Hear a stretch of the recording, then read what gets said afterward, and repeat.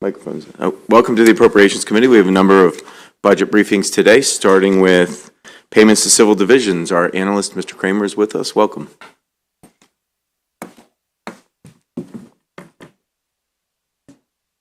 There you go. Thank you, Mr. Chairman.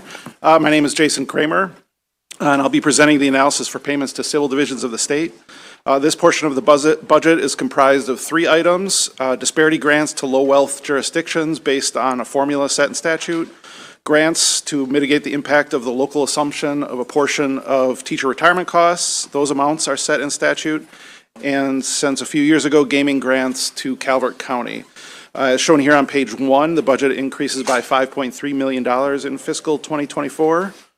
Turning next to page 2, Exhibit 1 shows each county's various grant amounts in the fiscal 2024 allowance. The first column is the disparity grant. The second is the amount provided to local school boards to supplement their assumption of a portion of the teacher retirement costs, and the final column for Calvert County. Turning to page 3, to explain what disparity grants are. They are state funding that is targeted at the difference in various counties' abilities in raising revenue from their local income tax.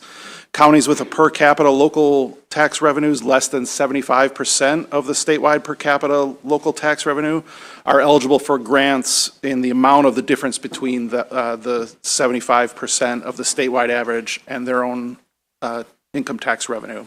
There's a soft cap on the grant amount based on the county's 2010 disparity grant and the county's income tax rate. The cap can be increased based on the county income tax rate. However, turning to Exhibit 2, you can see that there is underfunding of the disparity grant in this year's allowance. The income tax data for this formula that creates the disparity grant amounts is provided in an annual report from the comptroller, which compiles income tax returns received by November 1st of each tax year. This report was provided in early December. However, delays in processing a large amount of tax returns led the comptroller to issue a revised report in mid-January that showed much higher tax revenues. Based on the updated information, the disparity grant is underfunded by $53.6 million, as shown in Exhibit 2. And DLS has asked DBM to comment on the potential for a supplemental budget to correct the underfunding. There are appendices at the back of the analysis that compare the calculations under the two sets of tax data. With that, I would conclude my analysis and be happy to answer any questions. Thank you, Mr. Kramer. Thanks for the great analysis. Any questions for our analyst? Don't see any. Thanks for being with us. We have Acting Secretary Grady here, so we'll welcome our Acting Secretary again to Appropriations. Good to see you. And Madam Secretary, please, any member of your team you want to bring up, you can just bring them on up. Thank I see you. Mr. Nicole. Good afternoon, committee. Thank you, Chairman Barnes and committee members. So I am Acting Secretary Helene Grady from Department of Budget and Management, and with me is Mark Nicole, our Deputy Secretary for Budget and Management. We appreciate the thorough analysis put forward by the Department of Legislative Services, and we do want to share that the administration does plan to propose supplemental appropriation in the amount of $53.6 million to fully fund the disparity grant formula based on the revised income tax data provided by the Comptroller's Office. And with that, we're happy to answer questions. Well, that's great. Any questions for our Acting Secretary? Great testimony. Good to see you again. Thank you. All right. All right, that concludes our payments to civil divisions. We'll move forward with our Maryland Department of Health overview. Our analysts, Ms. Smith, Camorro, Tapia, and Ms. Wagner. Please come on forward.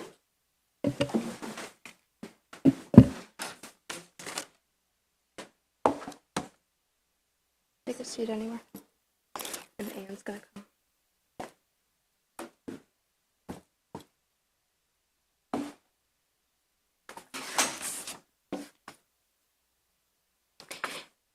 Thank you, Mr. Chairman and members of the committee. I am Morgan Smith, and I'm joined here with my colleagues, Samantha Tapia and Naomi Komuro, and Ann Wagner will be joining us in a second. We're going to try to walk through this quickly, so let us know if we're speaking too fast, and we can slow down and walk through things a little more slowly. Starting on page 2, you will see the 5-year funding trends for MDH, and in fiscal 2024, the budget decreases by $65 million or 0.33% to $19.6 billion. We're going to skip to page 4. On page 4, you will see a reference to the planned reversions included in this analysis. In the fiscal 2024 analysis, there are 2 planned reversions in fiscal 2023 totaling $79.5 million in general funds. You'll note that this includes $69.8 million under the Behavioral Health Administration, and that's for Medicaid-covered behavioral health services. There's another $9.7 million under Medicaid, and those both account for accrued funds that will not need to be covered in the fiscal 2022 claims. There's also, in the governor's allowance, deficiency appropriations. These total a net increase of $1.1 billion to the fiscal 2023 appropriation. Approximately $976 million of this funding covers provider reimbursements for Medicaid services. This includes items relating to behavioral health and the Maryland Children's Health Program, among other things. And we note that there's an additional $55.9 million for the Behavioral Health Administration. This includes various behavioral health items, in addition to infrastructure investments and federal fund services at the institutions for mental disease. DDA has a proposed net deficiency that totals $70 million, and most of that covers a one-time community services provider rate increase, and there's another $5 million for competitive grants at DDA. Most of those competitive grants are relating to the LTSS transition, and they are going to providers to assist with the IT costs that they will be incurring as they transition. Moving on to the Public Health Administration, there's $315,000 in deficiency funding, which supports a workforce development data system, as well as the income tax preceptor programs for physicians, registered nurses, and licensed practical nurses. Appendix 1 includes an itemized list of those deficiencies. And with that, I'm actually going to pass it over to Ann Wagner, and she, right on time, she's going to walk through some of the Medicaid-related COVID spending exhibits that we have.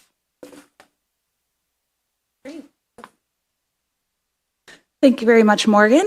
So looking at page 5, so this is about funding that is in fiscal 23. This exhibit shows the COVID-19 public health emergency enhanced federal match that Medicaid has been receiving.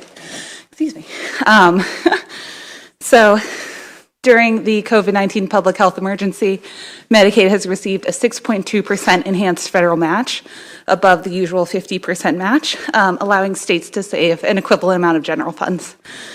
The federal match was originally set to end with the end of the COVID-19 public health emergency.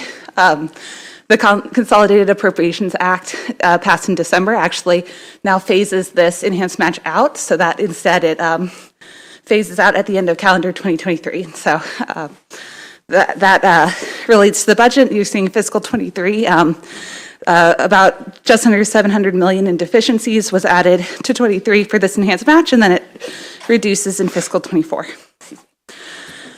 So then moving on to Exhibit 2, this shows Medicaid enrollment as a condition of receiving that enhanced federal match.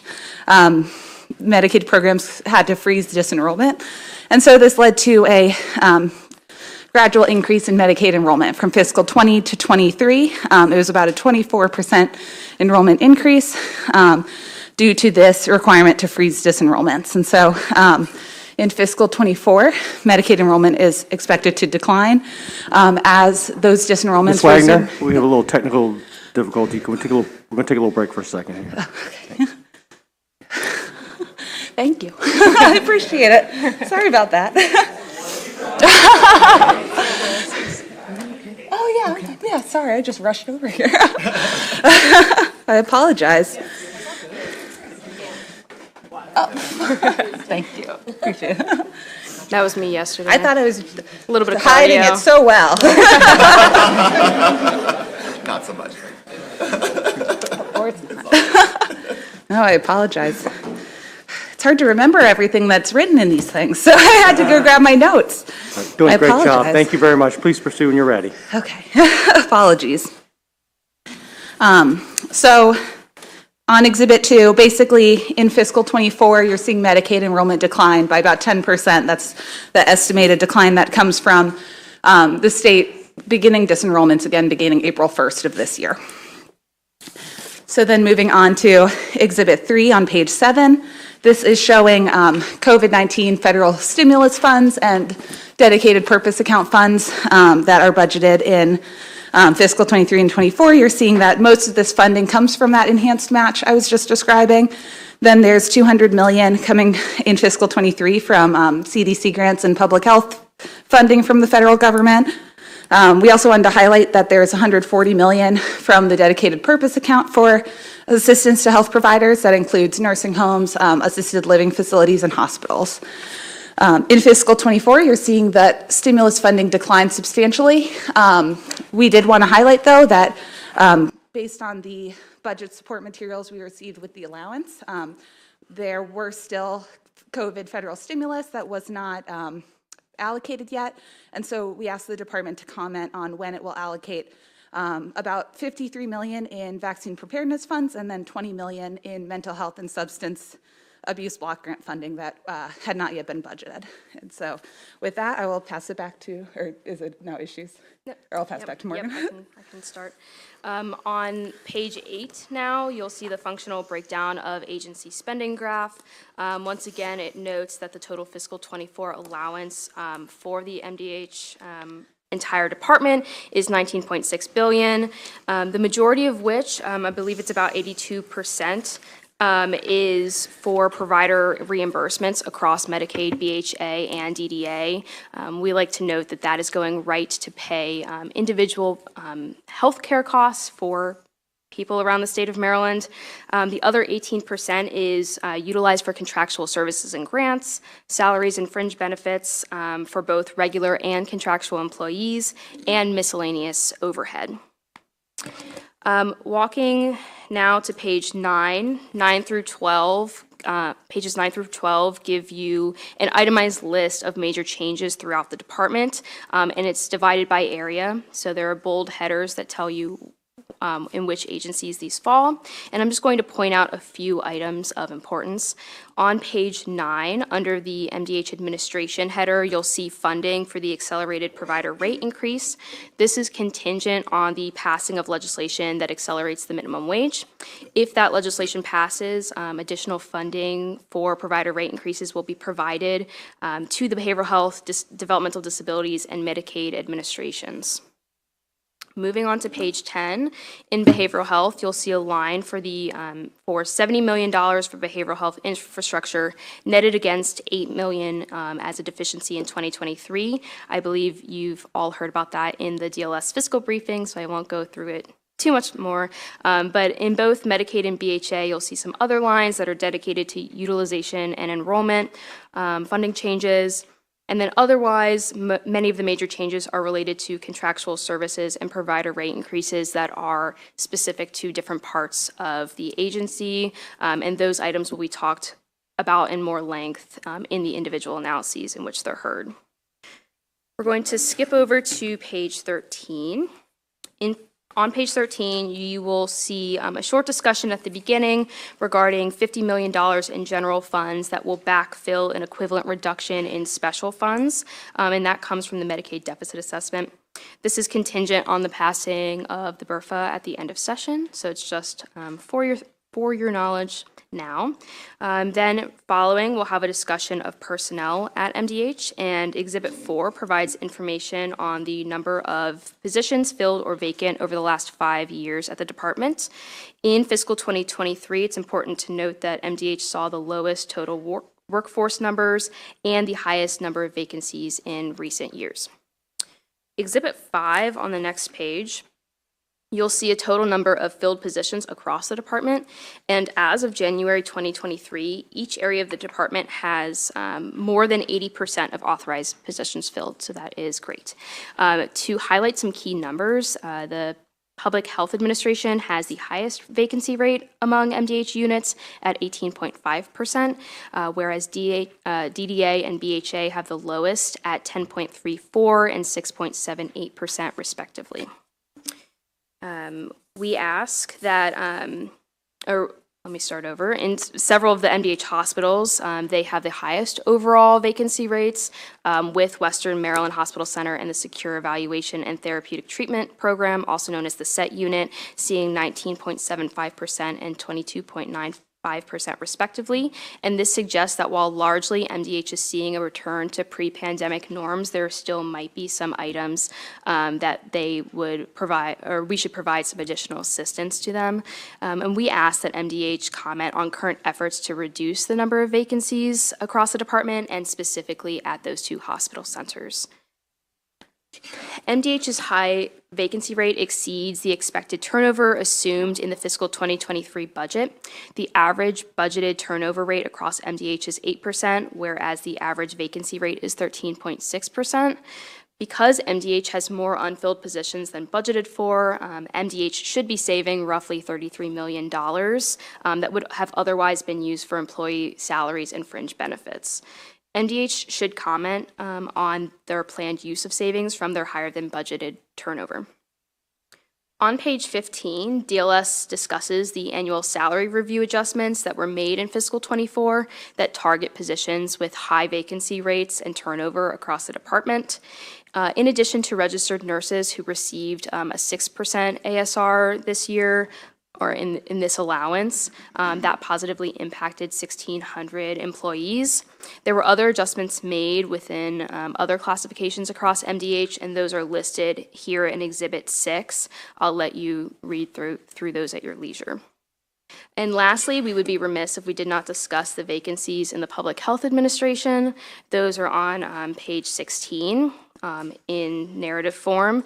And we want to note that PHA has more than 15% of positions vacant as of January 2023. And in particular, laboratory services had 34 positions vacant, which accounts for about 17% of their total employee allotment.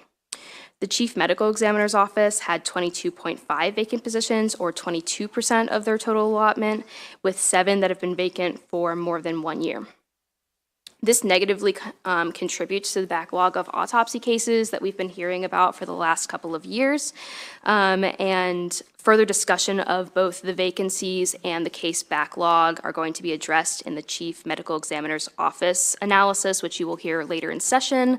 And we just want to note that there's additional information on other personnel changes in Appendices 3 and 4 at the end of the analysis. And I will now pass this back to Anne to walk through some of the major issues that we've noted in the analysis. All right, so beginning the issue discussion, the first one begins on page 17. The first two issues of this analysis both have to do with home and community-based services waiver programs. So these are programs that, that pay for certain services that help individuals, usually older adults and people with disabilities, to remain in their home and receive nursing services, case management services, and other assistance, and so that they receive those services in their home rather than going to a nursing facility or another health facility. And so on page 17, those waiver programs are listed. Medicaid administers 3 of them, DDA, and these are all Medicaid waivers. And so they serve people who would not normally qualify for Medicaid, but receive home and community-based services through these specific waivers. The Developmental Disabilities Administration administers 3 of those programs. And then the Maryland State Department of Education administers the autism waiver, and there is a brain injury waiver administered by the Behavioral Health Administration. And so on Exhibit 7, on page 18, we wanted to highlight 3 of these waiver programs that have consistently reported wait lists. And so specifically, I want to highlight the Community Options Waiver. As of June 30th of last year, that waiver had a registry of over 23,000 individuals.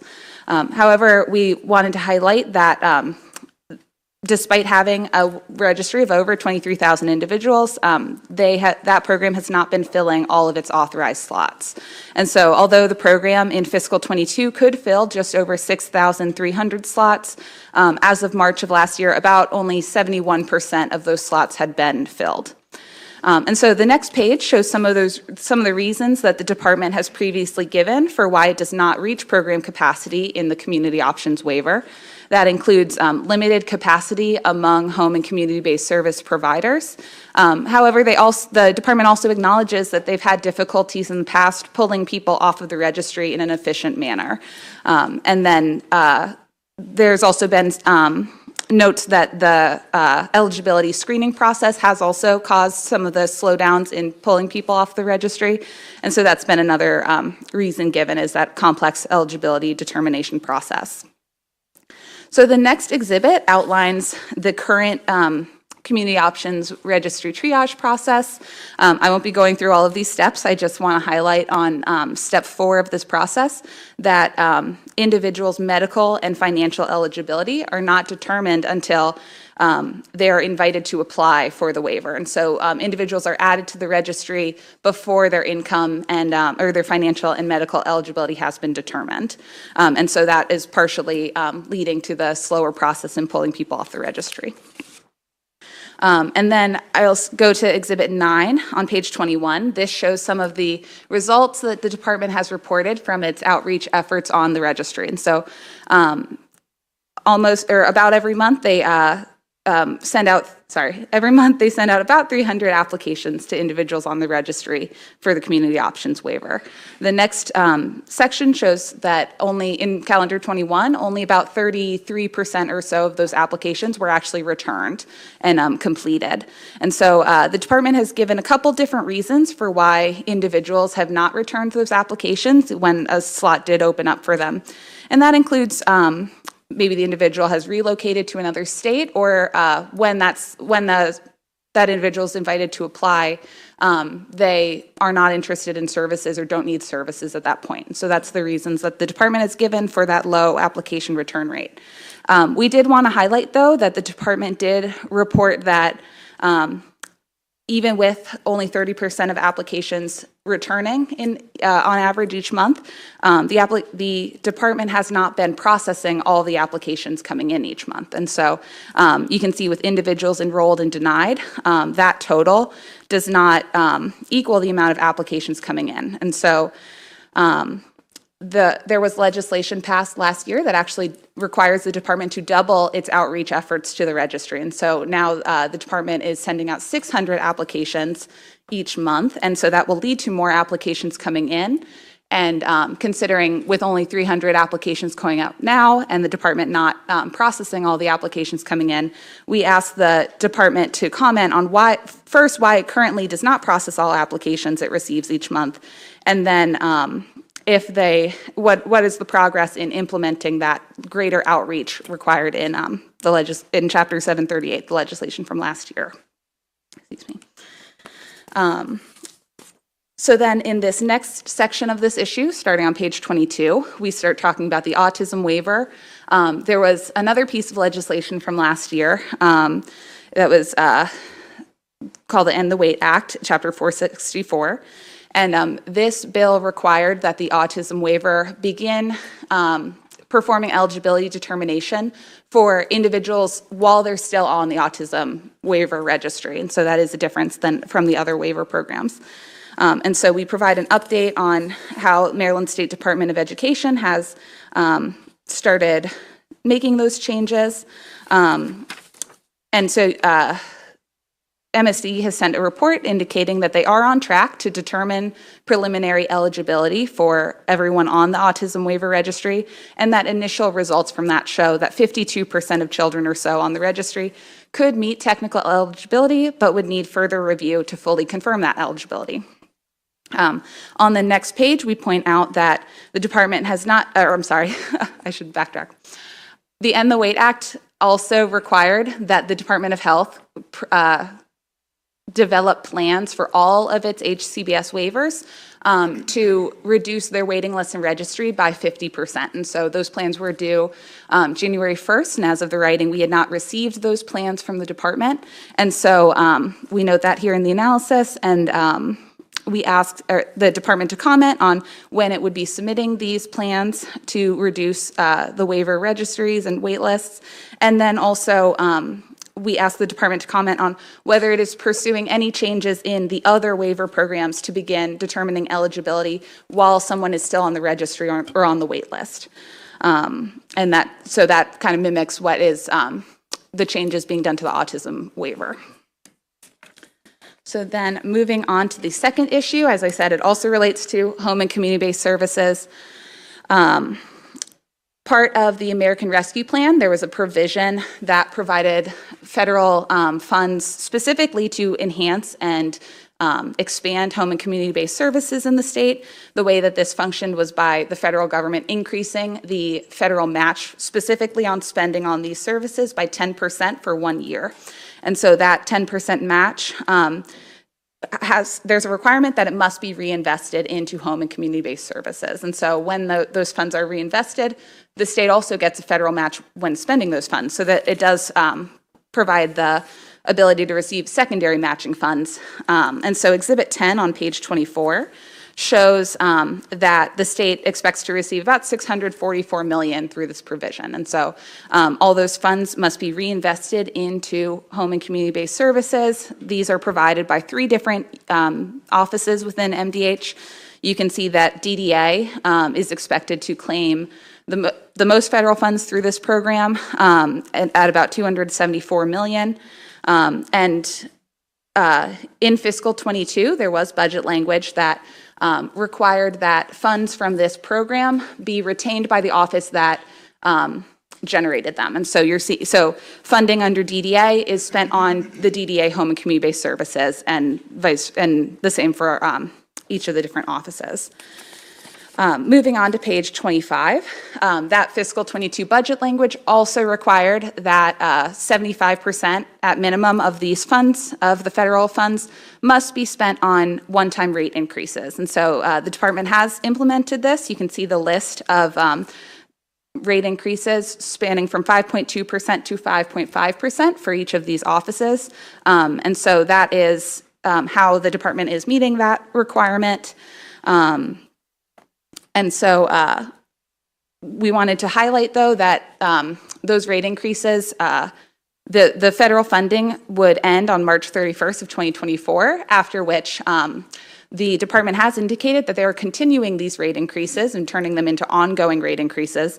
And the budget does include state funds to backfill that federal support. So leading up to April 1st, the rate increases are completely supported with federal funds, and then they begin having the state funds backfill those as they become ongoing. We did want to highlight that in subsequent spending plans, MDH has actually dedicated more than 75% of these funds for other rate increases, for emergency and temporary rate increases for home and community-based service providers.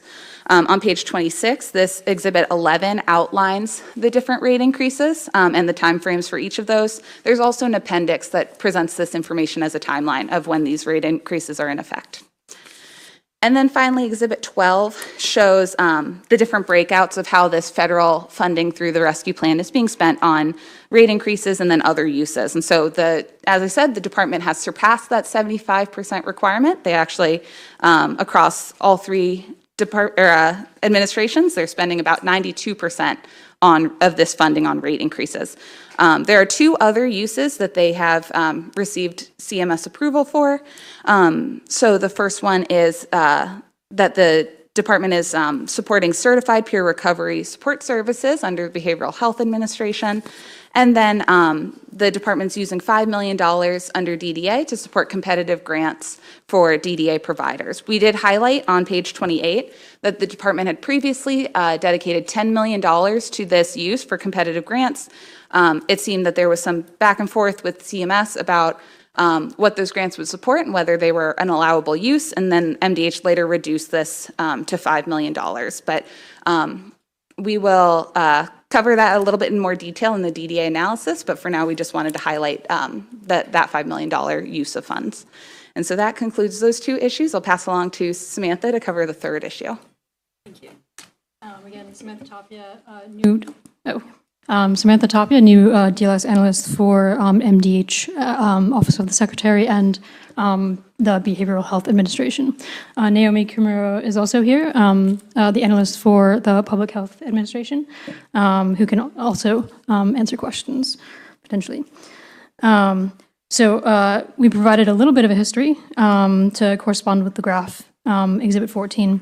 From 2015 to 2017, a number of programs were instituted to tackle the problem of the opioid epidemic, including the Heroin and Opioid Emergency Task Force and the Interagency Council, the OOCC, Opioid Operational Command Center, and the local opioid intervention teams.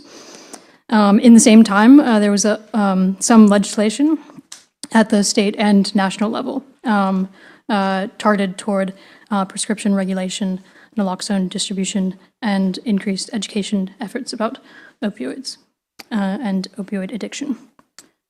Key funding related to these efforts include the state opioid response grants, 2 blocks totaling at least $167 million across multiple years, and a third block showing in the fiscal 2024 budget at $38 million. This is apart from the Medicaid reimbursements that fund a wide variety of addiction and prevention and treatment services. There has also been successful lawsuits and settlement payouts, which led to the establishment of the Opioid Restitution Fund in 2019.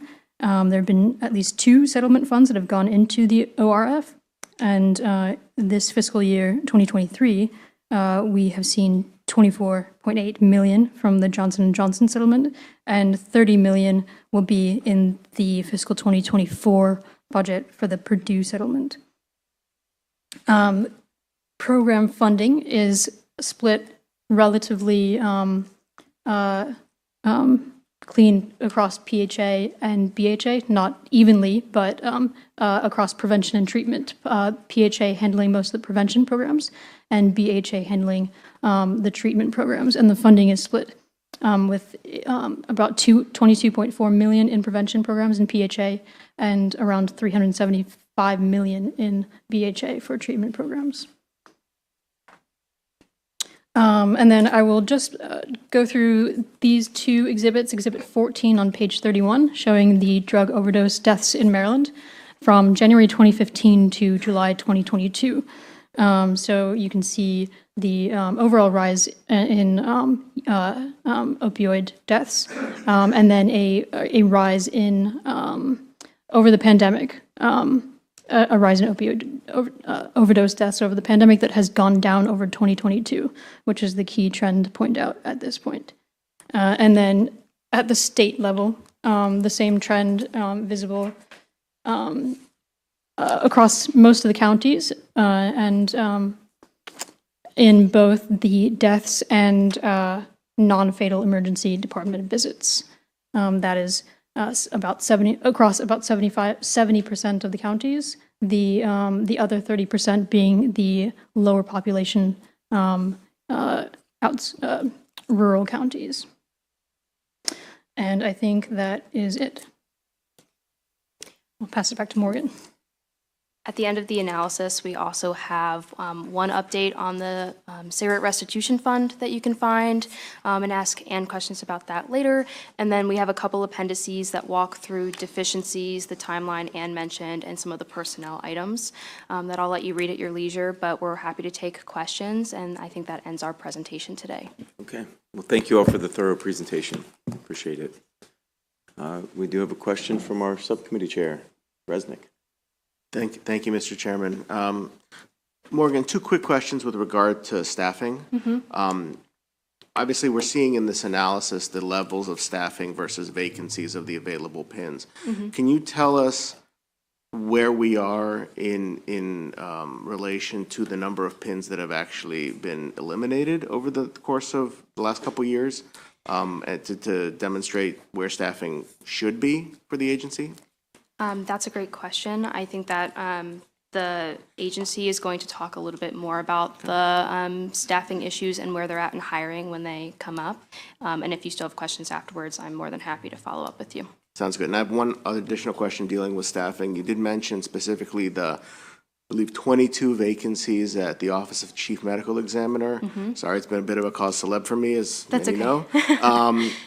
What I'm concerned about with that number of vacancies, specifically with the number of medical examiner vacancies, is where are we with regard to accreditation and what the risk is of potentially losing accreditation from NAME this year? Because I believe they're back in terms of accrediting. I think they were waiving everyone over the last couple of years, but I believe that has returned. So where are we in relation to potentially risking that?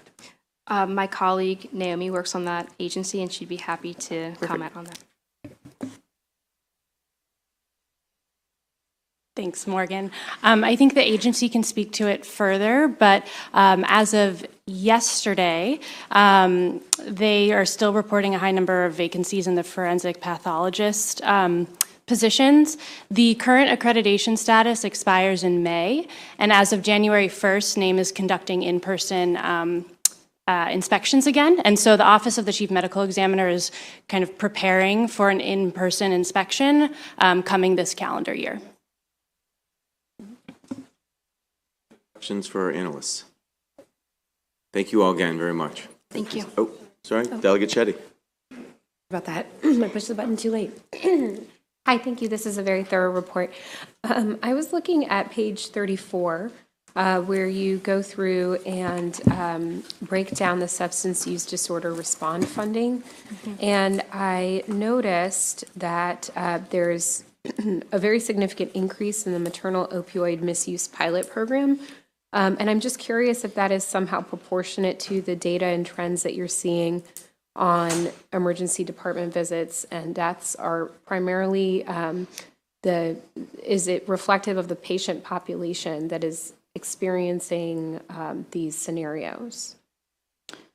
That's a very good question. I did not look at that programs very specifically. I think the agency could possibly comment on that, or we could follow up. Thank you. Oh, I see someone raising. Specifically on the maternal opioid misuse pilot program, that is a program under Medicaid that was developed a couple years ago. So this is not the first year. 23, 24, I think, aren't the first years of funding for that program. Again, Medicaid and MDH will be able to expand on what they've been funding with that program more recently. But I think on that program, just I wanted to highlight that it is a Medicaid program and that it has been expanding over the past few years, and it does specifically dedicate funds to support pregnant women who are having substance use disorder challenges. Yes. So I just want to highlight that that is under Medicaid, and these aren't the first 2 years that that's been funded, but it has been expanding. Thank you. I appreciate it. Thank you, Mr. Chair.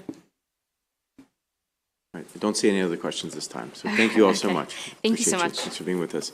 We'll now welcome our Acting Secretary, Herrera Scott, and her team forward. And welcome, Madam Secretary.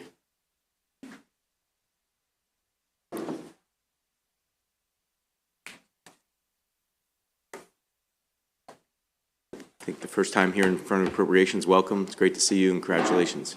Thank you. Thank you very much. Good afternoon, Chairman Barnes, Vice Chairman Chang, Subcommittee Chair Resnick, and Subcommittee Vice Chair Shetty, and members of the committee. I'm Acting Health Secretary Laura Herrera Scott, and with me is Emily Brainberg, our Chief Financial Officer, as well as Tricia Roddy, our Acting Medicaid Director. Also available for questions are Dr. Lisa Burgess, Acting Deputy Secretary of the Behavioral Health Administration, Nick Napolitano, MDH Budget Director, and Webster Yee, Assistant Secretary of Health. I want to thank Ms. Smith and the entire DLS Budget and Analyst Health Team for their insightful analysis today and for the next several meetings that we will have with this Health Subcommittee. Governor Moore made it clear we will leave no one behind. In his inaugural speech, he highlighted that access to health care for everyone will be a priority for this administration. His budget as introduced begins to fulfill these promises and starts the conversation with the budget committees. I just wanted to highlight a few key investments proposed by the governor. $1.4 billion in direct state support for mental health and substance use programs, more than $616 million to fund provider rate increases in behavioral health, developmental disabilities, and Medicaid community providers. This represents rates expected in FY25 and 26, completing the Fight for 15 early, and more than $154 million to expand adult dental coverage to Medicaid beneficiaries, as well as the $17 million to reduce home and community option-based waiver wait lists. My colleagues and I look forward to partnering with you to have continued policy and fiscal conversations about behavioral health, maternal-child health, and rebuilding our public health infrastructure, just to name a few, but we know there's a lot of work to be done. And last but not least, I want to pledge that one of our top priorities as Health Secretary will be to fill our vacancies. Governor Moore highlighted initiatives in the state of the state, and I have directed my leadership team to immediately begin working through all options to replenish and recharge our workforce.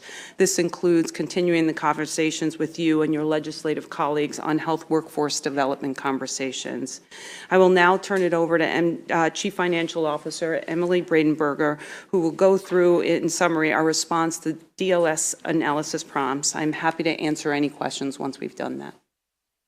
Thank you. Thank you, Acting Secretary Herrera-Scott. And I'm going to jump right into our responses. We were asked to comment on when we plan to allocate the remaining COVID-19 related federal stimulus funds, particularly for the vaccine preparedness and mental health and substance abuse block grants. We were also asked to discuss how the funds would be spent. Of the funding reported on the CDC website as being issued to Maryland, only $5.4 million is correctly coded as ARPA. The remaining portion was incorrectly and inadvertently coded as CRSA, Coronavirus Response Relief Supplemental Appropriations Act. And we will work with DBM to move these items from 0535 to 0545. It's a coding issue. But this funding is allocated to support local health department vaccine efforts, vaccine management information system support, and vaccine community engagement, as well as outreach to underserved populations through 2024. Concerning the COVID-19 supplemental mental health and substance abuse block grants, we have fully allocated funding for fiscal year 23, and we will be reallocating any unspent funds in fiscal 24 in response to the no-cost extension recently allowed by the federal government. This grant funding is used to support ongoing assisted living costs for adults living with severe mental illness who require assistance with activities of daily living or have complex medical needs. We were asked to comment on our current efforts to reduce the number of vacancies across the department, and specifically at Western Maryland Hospital Center and the SET unit in Potomac. So the department is focused on continuously hiring direct care staff for our facilities, identifying targeted personnel priorities, and steadily reducing our overall vacancy rates towards a targeted 6% across the entire department. Recruitment efforts will be bolstered by announced annual salary review adjustments, effective 7/1/23 to various classifications. MDH thanks the administration for this support. The Western Maryland Hospital Center, located in Hagerstown, has 40 current vacancies. Of those vacancies, 32 are either posted in the interview process or have recently accepted an offer. The vacancies are primarily nursing classifications, so once again, we are grateful for the ASR adjustments for the nursing positions. The Secure Evaluation and Therapeutic Treatment Program, or SET Center, located in the campus of Potomac Center in Hagerstown, currently has 14 vacancies. The healthcare system is committed to filling the vacancies and is working to ensure these critical positions are filled. Of the 14, all but one are either posted or with an offer pending. We have additional information concerning our hiring and recruitment agencies across the agency, and we've included that in our written response. We were asked to comment on our planned use of savings from the higher than budgeted turnover, $33 million that would otherwise be used for employee salaries and fringe benefits. I'd like to start by noting that 23% of our vacant positions are supported by non-general funds, mostly federal and special funds. So vacancy savings involving these non-general funds may only be realigned to accommodate other fund and grant-specific allowable uses. The department is currently conducting its second quarter budget projection exercise, which will be used to identify areas of projected surplus as well as areas of projected deficit. We will process a realignment budget amendment that addresses these areas of projected deficit by realigning from areas of projected surplus. Large realignments following second quarter and closeout budget projections are normal for a department our size. We've added some additional supporting detail in our written response, but I did want to share last year to help close BHA, we supported residential substance use disorder services with additional surplus. Additionally, we use some surplus for staffing services to support our state hospital operations. One last example includes special payment payroll or our contractual positions. We often use these to backfill state merit positions that we're having difficulty hiring to address new mandates. Once we've realigned to address our surpluses and deficits, we revert any remaining general funds. Concerning the issues, we were asked to update the committee on our work around the community option waiver. Medicaid is actively building an infrastructure by doubling the number of community option waiver applications mailed each month. We've gone from 300 to at least 600 individuals on the wait list registry. One of the critical components needed to support this initiative, however, requires LTSS Maryland system enhancements. LTSS Maryland is MDH's web-based enrollment tracking system. The department has been working with its vendor since July of 22 to modify specific system modules for community option waivers applications. LTSS Maryland has been in development for a number of years and has been used in other areas. The department plans to conduct system testing in March of 23 and plans to implement the system for community option waiver applications by June of 23. We do want to note the Medicaid program has a backlog in reviewing and approving care plans for the community option waiver. This backlog is due primarily to a combination of two factors, high staff turnover and an increase in the number of care plans which occurred during the pandemic. We continue our attempts to leverage existing platforms to address the plan of care backlog, provide builder capacity, and recruit for vacant staff positions. We've provided additional supporting detail in our written response. Finally, we were asked to comment on when it expects to submit these plans to reduce the waitlist and registries for all HCBS waivers that it administers. Additionally, the department should discuss when it plans to pursue any changes under other HCBS waiver programs that would allow eligibility determination while individuals remain on the registry or waitlist. So the good news is we submitted the plan on Wednesday. Based on the requirements of Senate Bill 636, the Medicaid program worked with the Department Developmental Disabilities Administration, the Maryland State Department of Education, MSDE, and the Medicaid program, and we developed a plan to reduce the registry waitlist by 50% for each of the required waiver programs by fiscal year 2028. It's included as part of the response document. There were 8 waiver programs that the plan outlines the costs necessary to support the program expansion for the waivers. These costs include estimates for services and new staff. It's important to highlight the plan does require additional provider capacity to meet the needs of the increased enrollees. We anticipate having a much broader and often discussions based on a recent report submission. And with that, that concludes the questions that were part of this, but we're here to answer any other questions you might have or provide additional information. All right, well, thank you for your responses. Are there any questions for our acting secretary or her team? Okay. Well, Madam Secretary, congratulations to you. We look forward to working with you. Thank you. Look forward to working with all of you. Thank you. All right, have a great day. No witnesses for this department, so we will turn to DHS. And we have our analysts, Mr. Quist and Ms. Zimmerman. Welcome.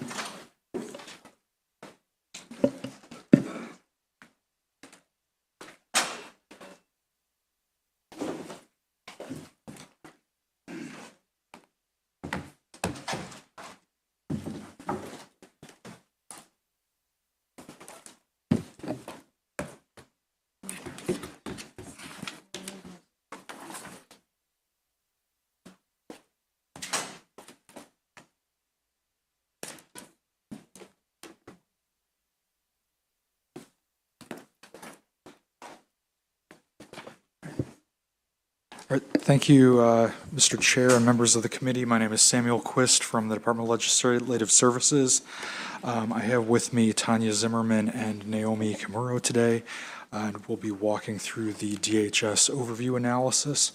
I'd like to begin on page 2 of the document. This is showing a overview of the budget by fund type. And as you can see, the total fiscal 2024 allowance for DHS totals $4.1 billion, which after accounting for FY23 deficiency appropriations is about a $353 million decrease, or about 8%.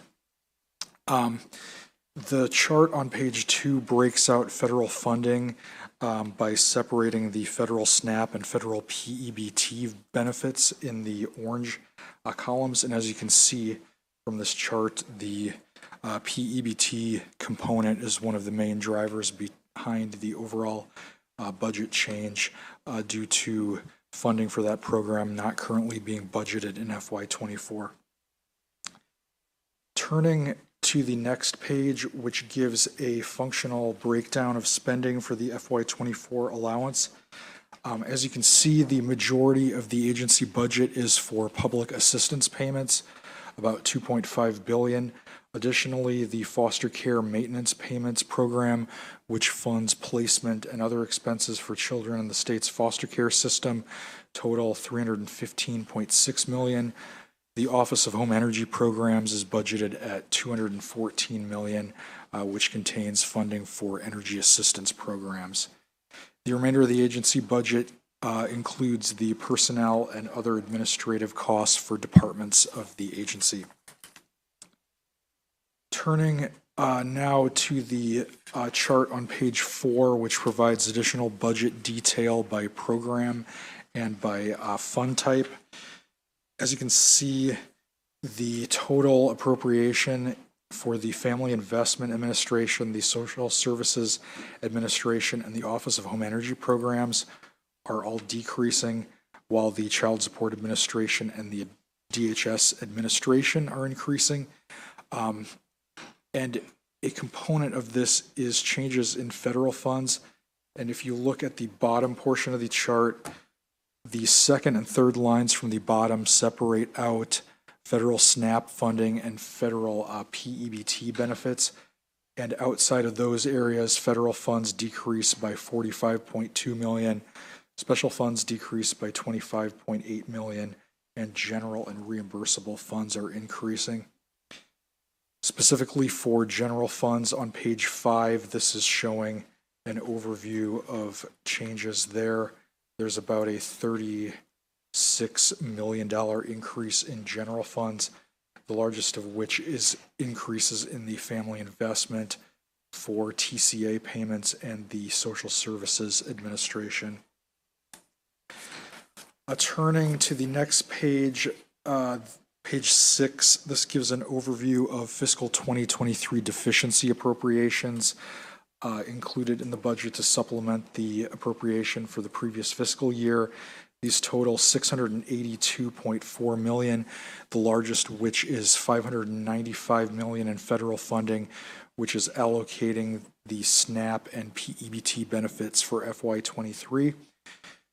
There are a few other federal fund deficiency appropriations which allocate one-time or limited time federal funding that does not continue in FY24, including federal stimulus funding through the American Rescue Plan and the Consolidated Appropriations Act.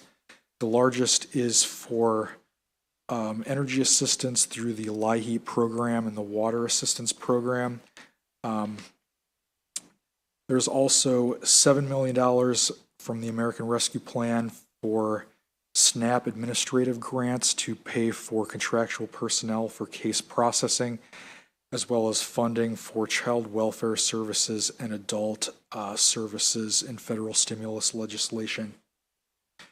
The remaining deficiency appropriations include $15.2 million to support legacy IT system contracts, and there is a $13.4 million increase in general funds for the Montgomery County Block Grant to adjust the fund split for that to more align with recent experience.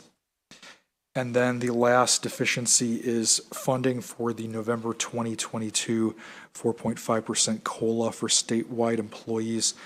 These funds are budgeted within DBM in the statewide account. However, for the purposes of this analysis, we've included them here with the rest of the funding for DHS for their portion of personnel.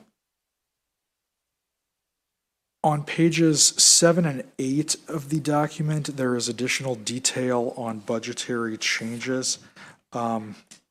Starting with personnel expenses, overall personnel expenses increase in the budget by $27.2 million, the largest of which is increases to employee and retiree health insurance premiums. Also of note, there is $10.5 million in the budget for miscellaneous salary adjustments, which include department-wide step increases for hiring and retention of staff in key areas of the department. Additionally to that, the 4.5% COLA November 22, the annualization of that for FY24 is about $5.9 million. Moving to the individual departments within the agency, again, the assistance payments is one of the largest changes, with the largest change being, as I mentioned previously, the federal PEBT funds. There's a decrease of $371.3 million for those. Public assistance to adults, TCA and TDAP all decrease due to reflecting recent experience as well as anticipated caseload changes. And funding for the SNAP program increased by about $36.1 million. Next, moving to foster care maintenance payments, funding in this program decreases by a total of $18.4 million. This is primarily due to lower caseloads used in formulation of the budget in FY24 compared to FY23. And these also align more with recent experiences. These caseload decreases offset other changes, including increases in some placement types. In the Family Investment Administration, there is $15 million in federal funding, which is increasing for grants and contracts for the Maryland Office of Refugees and Asylees. There's a $719,000 increase for the asset verification contract in FIA, and a $10 million decrease in the DHS budget for FY23 grants to food banks, which was funded through the dedicated purpose account in FY23. However, in FY24, the same amount of funding is being provided. However, it's not being provided through the DHS budget. It's being provided directly through the dedicated purpose account.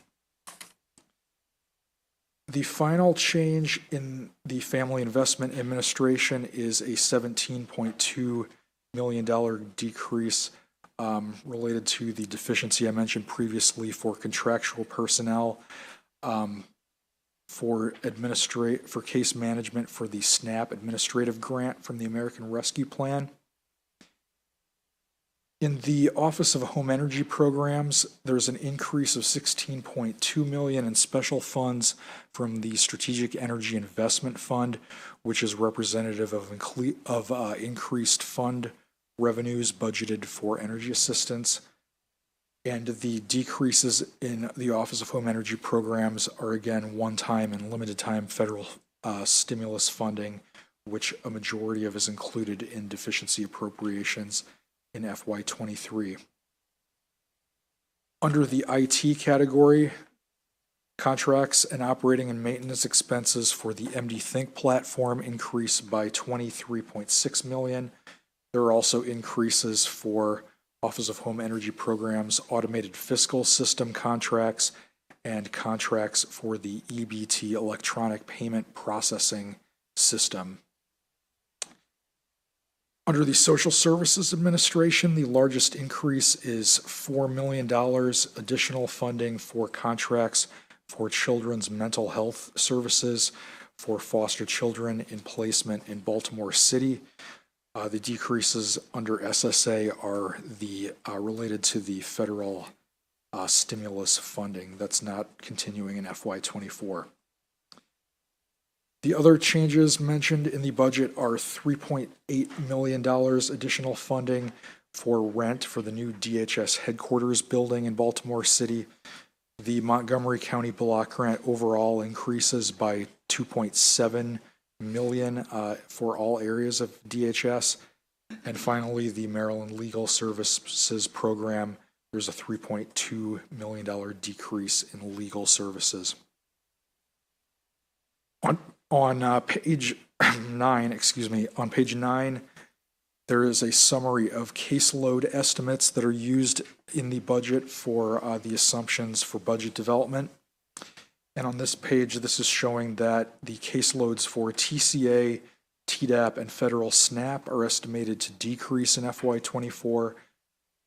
The caseloads for TCA transitional benefits and SNAP supplemental benefits stay roughly similar. Child welfare, as I mentioned previously, there are lower caseloads being assumed in the budget to more align with recent experience. And then under child support, the total amount of TCA collections is increasing by about $5 million or 1%. On the next page, page 10, there's a summary of authorized regular and contractual positions in the budget. And as you can see on this chart, the number is not changing overall between FY '23 and FY '24. Additional personnel data is shown on page 11. This is showing the number of filled positions, comparing January 1st data. On January 1st, 2023, there were a total of 5,060 filled positions, which was 84.8% of the total. Looking at this in terms of vacancies, that equates to a 15.2% vacancy rate department-wide. Overall, in January 1st, 2022 to January 1st, 2023, there was a decrease of a total of 48 filled positions, and the largest decrease was in social services administration. And I'd like to note, as we continue to talk about personnel across state government, additional detail and discussion will be included in the DHS overview analysis and budget hearing later on. Beginning on page 12 is there's discussion of 4 issues in the analysis. The first is related to hospital overstays for children in out-of-home care through the department. Over the past several years, the Department of Human Services has, the General Assembly rather, has asked the Department of Human Services to report data on the length of emergency room stays and hospital stays for youth in out-of-home placements through the foster care system. And this is due to concern over lengthy emergency room visits and hospital stays longer than what was deemed medically necessary. This occurs due to delays in finding placements for children, often children with high complex behavioral health needs requiring a higher level of treatment. On page 13 on Exhibit 1, this is giving a summary of the average length of stay for emergency room visits.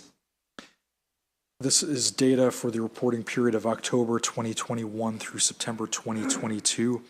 As you can see, there was some variation over the course of the reporting period depending on month, ranging from an average of 4.7 days in September to a high of 35 days in July of 2022.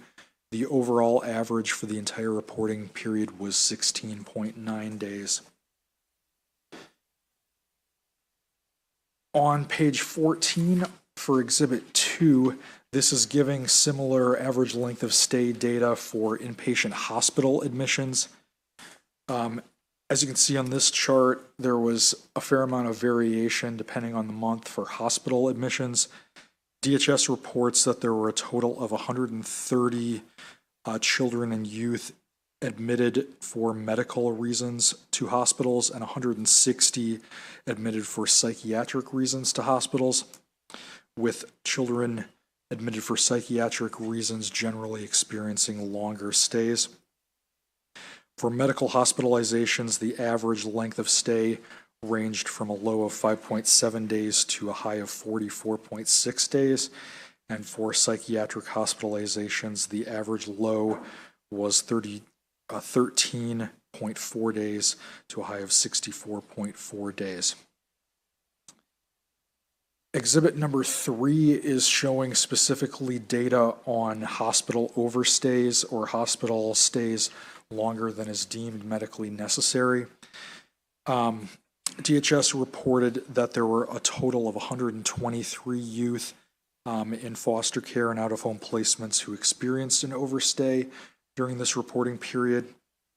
There were 14 youth experiencing an overstay for medical reasons and 109 experiencing an overstay for psychiatric reasons. The average ranging for medical overstays 1.5 days to a high of 88 days, and for psychiatric ranging from 10.3 days to 59.6 days. I would note that in Exhibit 3 and Exhibit 2 for the hospital stays overall, one of the reasons for variation could be attributed to a small number of youth experiencing longer than average in some months, which is impacting the overall averages. Exhibit number 4 on page 16 is providing some data on placements after discharge. This is showing that during the reporting period, there was a total of 422 children and youth who were discharged from inpatient hospitalizations, the majority being placed after discharge in residential child care or group home settings or treatment foster care, and there were a total of 11 children who were placed with out-of-state providers. The next portion of this section relates to efforts by both Department of Human Services and the Maryland Department of Health, Behavioral Health Administration to address service gaps for youth in out-of-home care as part of the Maryland Children's Cabinet. And exhibit number 5 is showing data that is reported on provider average capacity for children. There were 170 total providers in fiscal 2022 for residential placement programs for Maryland youth. As part of the Joint Chairman's report, the Maryland Department of Health, Behavioral Health Administration was asked to respond to specifically funding that was included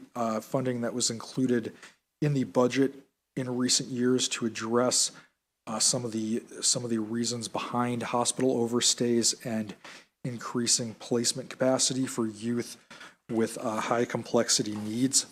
And as a response, BHA indicated that one of the main initiatives they are undergoing is rate rebasing. Specifically, BHA funds placements in residential treatment centers that are funded through Medicaid. For these placements, there is a daily rate cap, and under the rebasing efforts undergone by BHA, they are working to increase the daily rate cap from $750 to $850, as well as creating opportunities for providers to seek exemption to determined rates for placements in RTC providers when necessary. In addition to efforts undergone by BHA, DHS has also undergone a couple of efforts, including working on revisions to their own provider rate increases, working to create additional high-intensity group home beds, as well as ongoing efforts to implement prevention services in order to work to prevent the need for more intensive services for children in some instances. I'm now going to turn it over to Tanya, who is going to walk through the next issue relating to TANF funding. So TANF funding, the Temporary Assistance for Needy Families, is the primary federal fund support for cash assistance. It can also be used in other ways for work programs, job preparation work, and marriage promotion type activities, as well as a few other items that are authorized uses. It's primarily provided through a block grant, which is largely unchanged since the program's initiation in the mid-90s. Since fiscal 2017, Maryland has received $228 million from the block grant. Since the Great Recession, Maryland has also received TANF contingency funds, which are available to states meeting certain criteria related to SNAP participation or unemployment. And as long as the criteria remains unchanged, the state is expected to continue to receive those for the foreseeable future. They've received about $27 million of those funds since in each year from fiscal 2022. Or 2020. The American Rescue Plan Act, or ARPA, provided states an additional source of TANF called the Pandemic Emergency Assistance Funds. Those funds are available through September 30, 2022, and they were allowed to be used for administrative costs and non-recurrent short-term benefits. Guidance by the U.S. Department of Health and Human Services kind of described the allowable uses of as a non-recurrent short-term benefit that included that they must be designed to deal with a specific crisis or episode of need and not be intended to meet ongoing needs. And in addition, the guidance indicated that the funds must be used to supplement and not supplant other federal or state funding. The state received $17.8 million of these funds, and they were appropriated in fiscal 2022. The department used the funds in three ways. Primarily, they used $11.5 million to phase down additional benefits that were provided on top of the regularly calculated benefit for TCA recipients throughout calendar 2021, and they phased those down over a 4-month period using these funds at the beginning of calendar 2022. They used about $6.2 million for regular cash assistance benefits, and a small amount were used for job retention bonuses.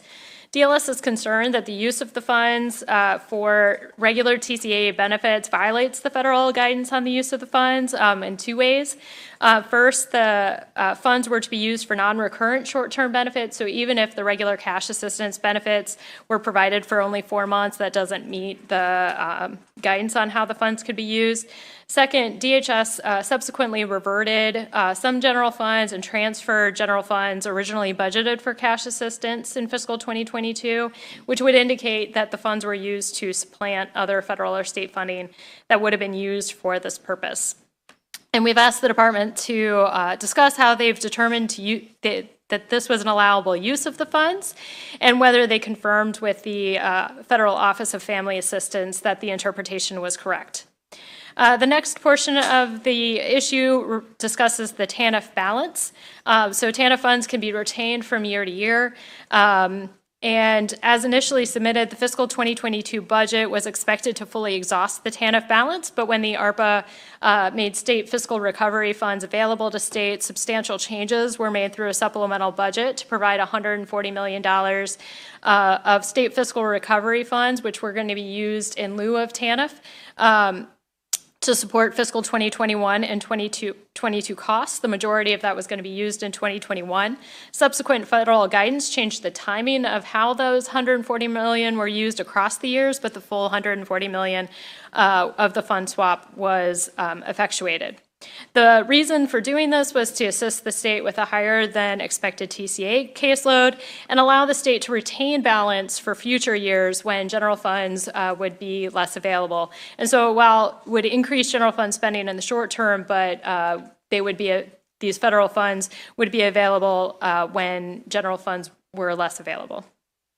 Exhibit 6 on page 2022 provides information on the balance of the TANF.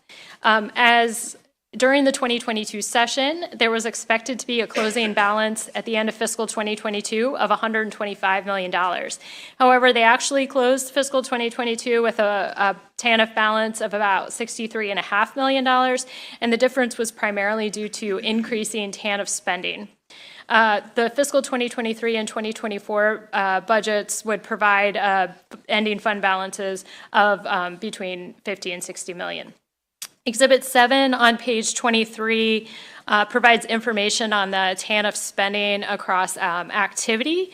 I'll direct your attention to the first 3 columns. The first column showing what was expected in terms of the TANF spending by program, and then the actual spending, and the third column is the difference. So the increased areas of spending were primarily for cash assistance and local child welfare services.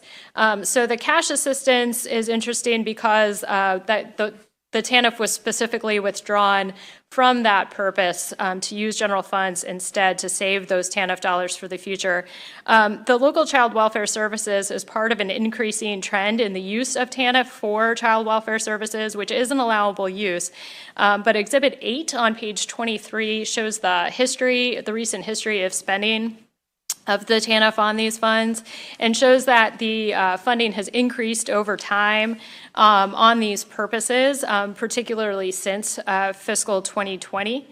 And the higher spending on that means less is available for future use and less is available for other purposes.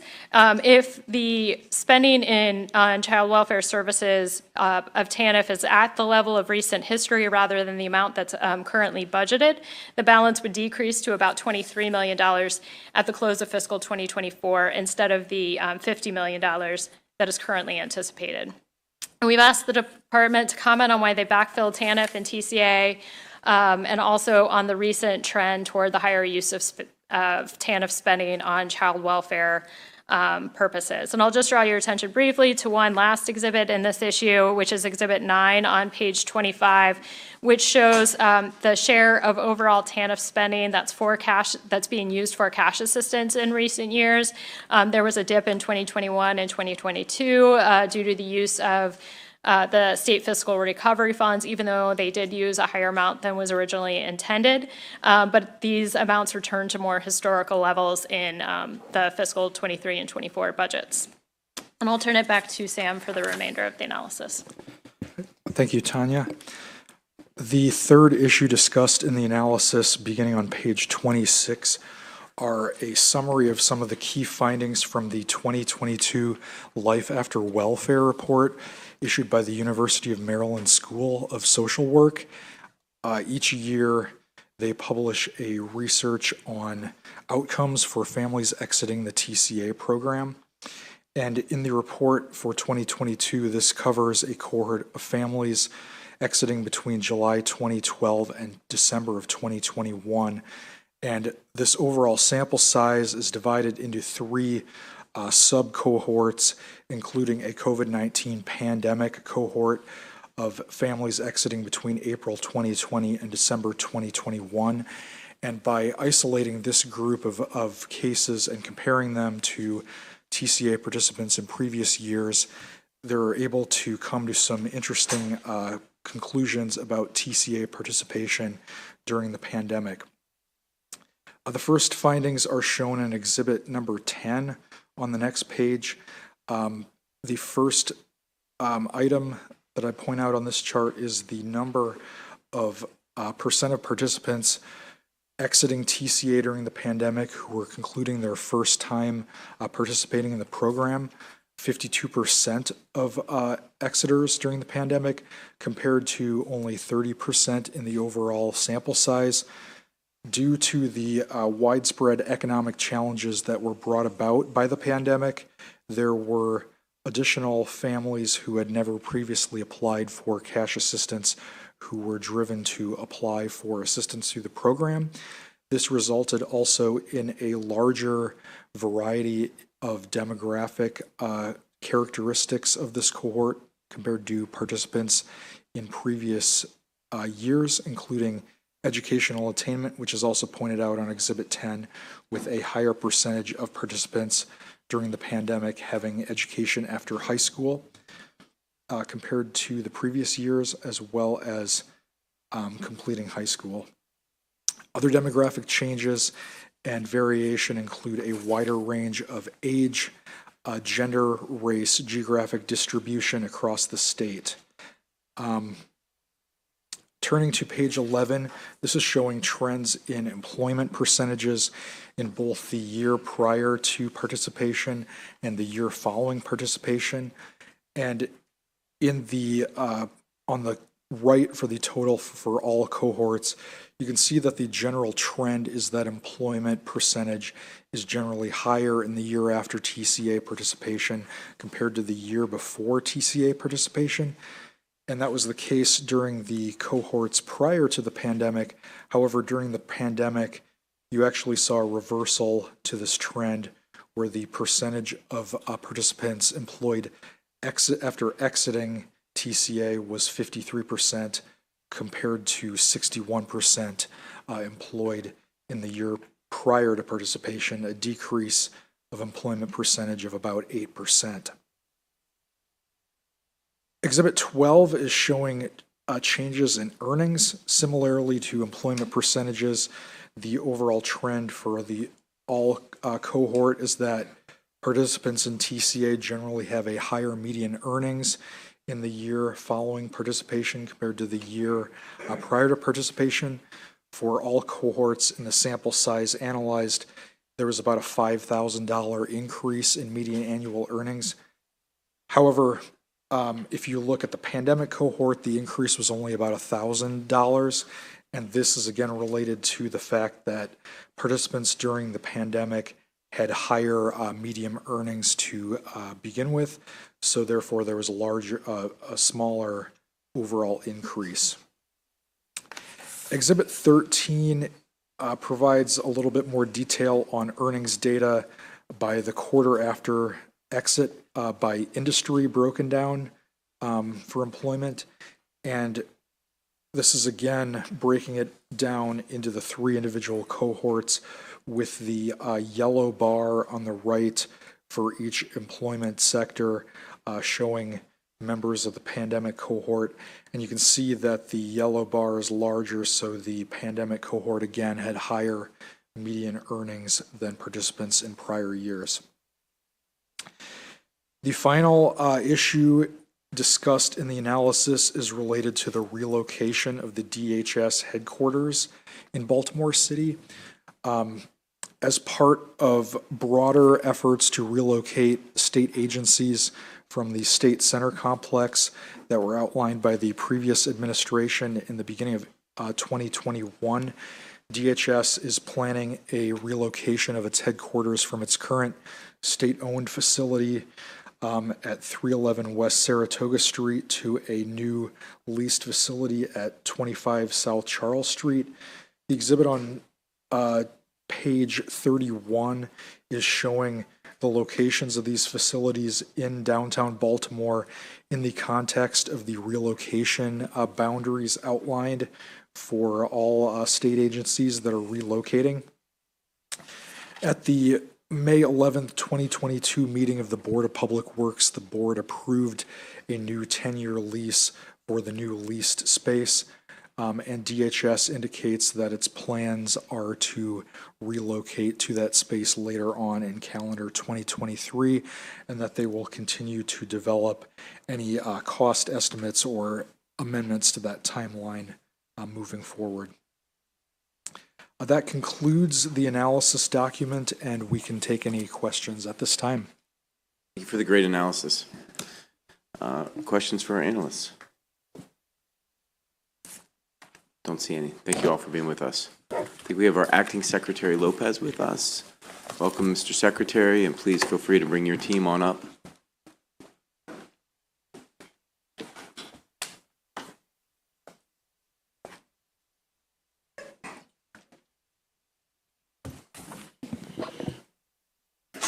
All right, welcome, Mr. Secretary, and congratulations. Thank you, sir. Just get myself set up here.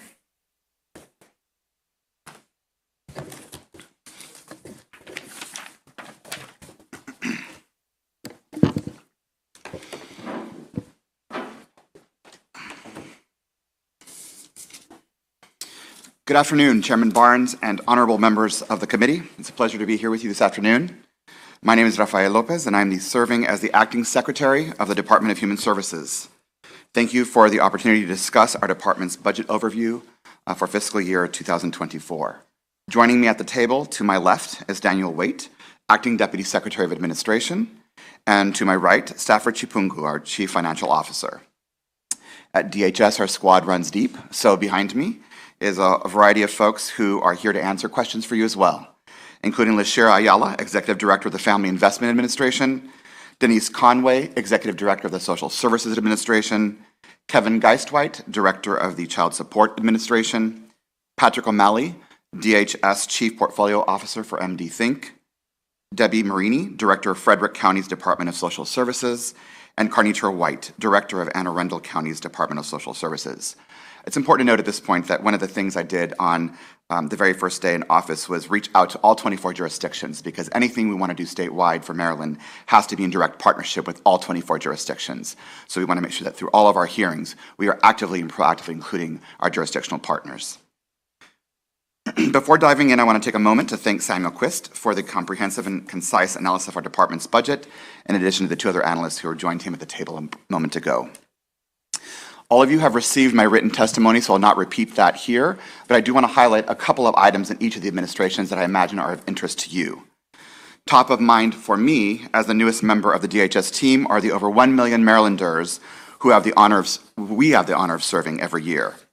Should I be confirmed as Secretary, you will have in me an authentic partner who will work every day to generate solutions and deliver results for some of our toughest challenges facing families in Maryland. Together, we will be relentless in the pursuit of excellence as we make sure that the people we serve receive the help they need when they need it. Together, we must model with our actions and not just our words that the people who come to us for help are already full of beauty, grace, intelligence, and promise. Together, we will make sure that every single person who engages us, whether in our offices, on the phone, via email, or in the street, walks away feeling that they were treated with kindness, respect, and dignity. The people of Maryland deserve nothing less. Our team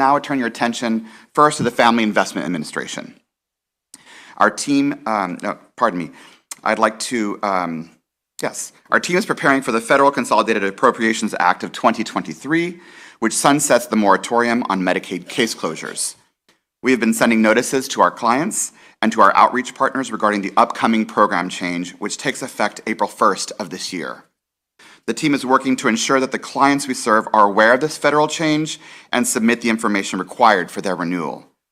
We are also well aware and anticipate that some clients will no longer be eligible due to changes in their own household circumstances. We must be proactive in communicating with our clients using a robust set of tools to minimize confusion and increase transparency. In the spirit of transparency, there has been an increase in the number of reported electronic benefit transfer, or EBT, fraud incidences over the last 2 years. Put simply, the people who are struggling to make ends meet have their benefits stolen from their EBT cards through electronic skimming. This is simply unacceptable. This issue is not isolated to Maryland. Unfortunately, it's a national trend. The Family Investment Administration administers benefits through EBT cards for the Supplemental Nutrition Assistance Program, or SNAP, and 3 cash programs, which are 1, Temporary Assistance for Needy Families, or TANF, also known as Temporary Cash Assistance, or TCA in Maryland, 2, Temporary Disability Assistance Program, or TDAP, and 3, Public Assistance to Adults, or PAA. Adult individuals, children, and families receiving these benefits have been impacted by this national trend of EBT fraud. In Maryland, between October and December of 2022 alone, we have learned of 1,300 incidences that have reported nearly $1 million in stolen benefits. Our team is working on a response now, and we welcome the recent United States Congress authorization to use federal dollars to replace SNAP benefits lost to theft. Our Office of the Inspector General is working closely with local, state, and federal authorities to investigate fraud schemes in Maryland and across the country. Recent legislation makes available retroactive replacements dating back to October 1st of 2022. We received federal guidelines on this very issue on Tuesday of this week, and we are working diligently to implement those guidelines and start reimbursing benefits to Marylanders as quickly as possible. I have set the goal with the FIA to lead the nation on this particular matter. This will not be easy, but we will do all we can to figure this out and do right by the people who have been the victims of stolen benefits. Another important item to highlight with FIA is a new federal summer EBT program launching in fiscal year 2024. This federal program will help us serve all Maryland's children who receive free or reduced meals during the school year, combating food insecurity during the summer months when many are not actively enrolled in schools. This program is similar to Maryland's own summer SNAP program, but will be even more generous in the amount of benefits it will provide. More specifically, Maryland's summer SNAP program provides $100 in SNAP to every individual child participating in the program. The federal summer EBT program will provide $120 in SNAP to every individual child participating in the program. The benefits are 100% federally funded, and administrative costs are shared 50-50. We think that's good news. Next, I'd like to turn your attention to a few key items within our Social Services Administration. Maryland has continued the Family First Prevention Services Act implementation efforts to modernize child welfare to focus on families and build a prevention-based approach. Maryland's efforts have thus far focused on 4 major areas. Number 1, enabling families to access evidence-based prevention services to keep them safely together. Number 2, establishing qualified residential treatment programs to provide high-quality therapeutic intervention for youth who need short-term residential care. Number 3, providers can apply for QRTP, or the Qualified Residential Treatment Program, designations in fiscal year 2023, and we will be able to launch an informational convening for these providers in February of this year. And 4, implementing a new assessment process to determine the appropriate level of care for children and youth who are entering foster care in the first place. As of February 1st, 4,034 of Maryland's children are living in out-of-home placements. Of that total, 3,012 children are living in family home settings. 476 children are placed in group home settings, and 546 children are in either independent living, residential treatment centers, or other settings. While progress has certainly been made, I'd be remiss if I didn't clearly articulate the importance of the critical work ahead to actualize a truly reformed child welfare environment. We look forward to your partnership as we dive into generating new solutions to some of Maryland's greatest challenges here. We will not shy away from the complex work that is required to be bold and courageous as we solve challenges ranging from the use of psychotropic medications in foster care, for children in foster care, to hospital overstays, which is brought up both in your analysis and you've heard from many people, both in person and in the media. You have my commitment to work with you to do right by our children and families. Now I'd like to turn your attention to matters pertaining to the Child Support Administration. Making sure our children receive the support they need to thrive requires many tools in our departmental toolbox. One such tool is making sure that parents follow through on their child support commitments. The department collected and distributed $511 million in child support last fiscal year. Of that total, $87 million was distributed to families previously receiving temporary cash assistance, or TCA. This investment helps custodial parents and children become more financially stable. The Child Support Administration established support orders for 7,043 cases in federal fiscal year 2022, representing 86.86% of support orders established on cases. Finally, the Step Up program continues to be a success. As you know, this program, along with other non-custodial parent employment programs available statewide, provides eligible, unemployed, or underemployed non-custodial parents with assistance in obtaining employment that will enable them to achieve economic self-sufficiency and meet their child support obligations. In the end, these tools are about making sure children receive the support they need to thrive. Now I'd like to turn your attention to our work in the Maryland Total Human Services Integrated Network, or MD-THINK. The MD-THINK cloud platform became operational in 2018. All 3 major systems for the Department of Human Services have been implemented and are operational statewide.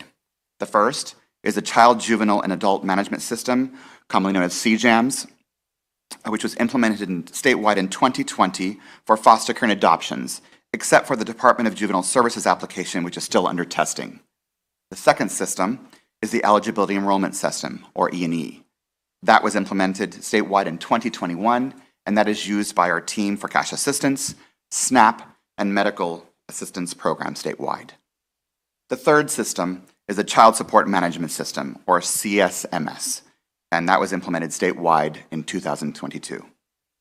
I'd be remiss if I didn't clearly articulate some of the questions I've received from many of you and many of your colleagues in the Senate, our staff and senior leaders at DHS on this specific issue. The vision of MD Think, fully realized, rests on the integration of data and systems across multiple programs and departments to better serve the people of Maryland when they most need help. I'm deeply grateful to all the people who have helped lay a strong foundation for this work. Now, it's time to turn our attention to the next chapter of this journey. Significant change management and implementation practices will require new attention so that the MD Think potential can be realized in a powerful way. We must be deliberate in our listening and our learning from the staff whose daily jobs depend on these new systems to work and work well seamlessly. And most importantly, MD Think must work for the people we serve. Now, I'd like to turn your attention to the issues that were presented by our budget analysts, and I'm going to turn it over to Acting Deputy Secretary of Administration Dan Waite to respond to the two issues raised in that budget analysis. Dan. Thank you very much. There we go. Thank you very much, Mr. Acting Secretary, Mr. Chairman, members of the committee. My name is Daniel Waite. I am Acting Deputy Secretary for Administration at the Department of Human Services, and I am here to respond to the issues raised by the budget analysts.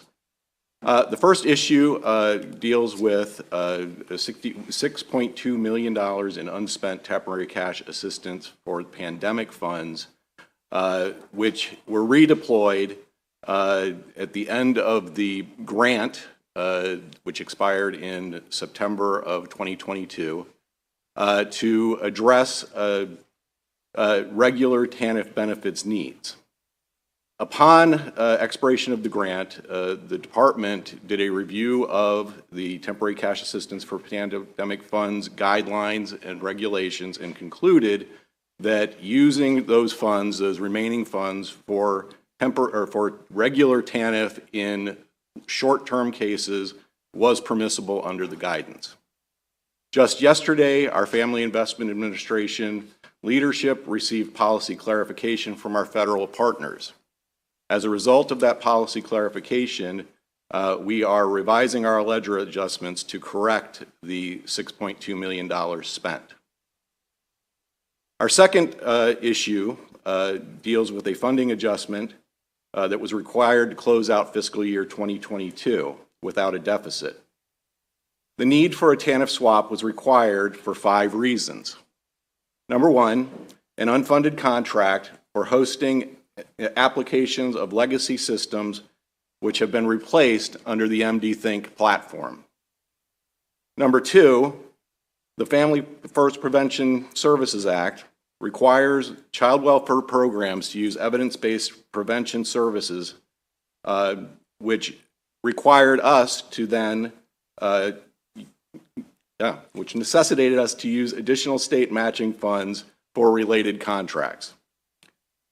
Number three, an increase in the number of participants in SNAP and TCA programs led to an increase in the contract used to verify eligibility and determination.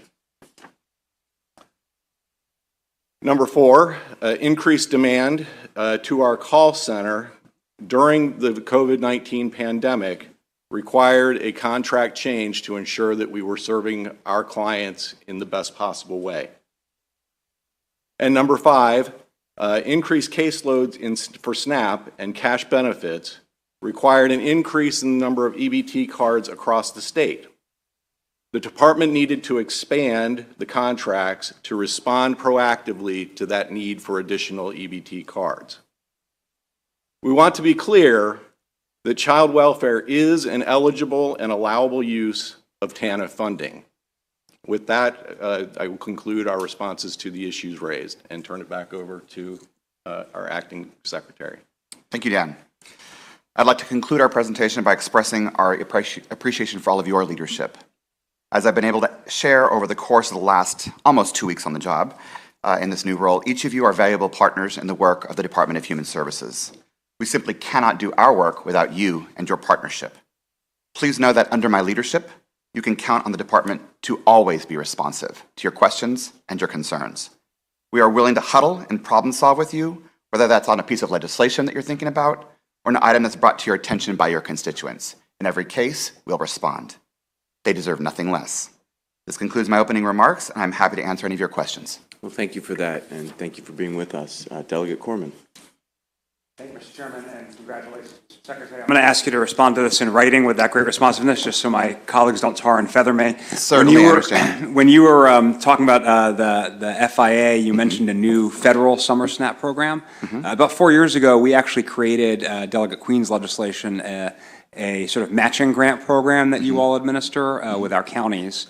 For summer SNAP, summer EBT. And I guess I'm just curious how those programs work together. I'll just want to note, we did a mandated appropriation of $200,000, which some people in this room thought was an outrageously huge amount of money. The previous administration actually upped that to $5 million on their own, something you all have level funded. So I'd love to talk to you more about that program, but in particular, how it'll work with this new federal program you described. Sure. Thank you for your question. As I've shared with the team behind me, I will do my best to talk about how we're going to lay the groundwork and the vision for moving forward, and then any detailed questions that I have not answered for you, I'll call upon my colleagues to answer those decisions that were made prior to my arrival. So much the way in which you've laid out, food insecurity is an enormous issue for Marylanders, and making sure that people have the right food and access to it is deeply important, not just to this governor, but all of us in terms of being humane. Number two, this new summer EBT program is about expanding that food insecurity outreach. So really, the way we are looking at it right now is figuring out how to balance both the previous appropriation, the previous guidelines, and the engagement of all 24 jurisdictions. Because it's so new, the FIA team is working out all of those logistics. We will actually be deeply communicating with jurisdictions across the state to ensure there's clarity around how this will roll out and purposely set up time so that people can engage us with questions before it rolls out. Does that answer your question, sir? Absolutely.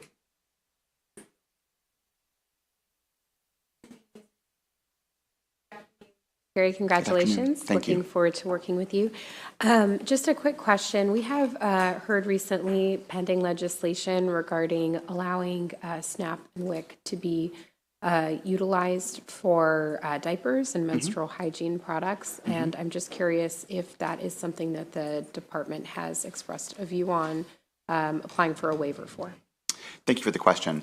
I'm uncertain of the department's previous posture on this, but I'm very clear about the posture now, which is that we will absolutely support legislation related to diapers and menstrual products. It's not only the right thing to do, it's actually treating people with the humanity that they deserve.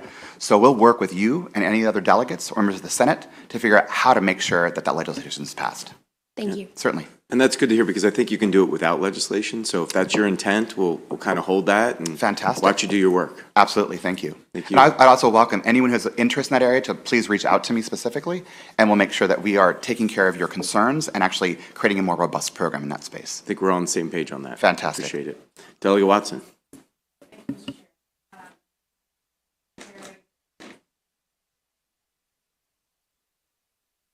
There we go. Welcome, and I appreciate you and your staff's presentation. I appreciate your decisiveness, and thank you for that. We look forward to working with you. My question is about the electronic benefit fraud. Do you have a sense, or can you give us a sense of how many benefit cards you've had to replace, the department's had to replace, let's say, in a year? That specific number, I would have to rely on my colleague, Lashira Ayala, to give me, but as she's coming up with that number, I'm happy to talk a bit more about. Okay, so I just wanted to get a sense Sure. of the scope, right? Sure, So, absolutely. and if she doesn't have it now, she can send it to us. Sure. Do you use multi-factor authentication with the recipients? That I can answer. You actually brought a card with me because it's sort of the visual, which is that you'll notice there isn't a chip on this card. Right. And so I can give you two pieces of a response for you, Delegate. And so I want to, one, say that one can imagine there's actually more fraud than we even know of as a state. The point I made during the opening testimony was around 1,300 cases between October and December alone of 2022. So if that's any indication, one imagines there's probably more.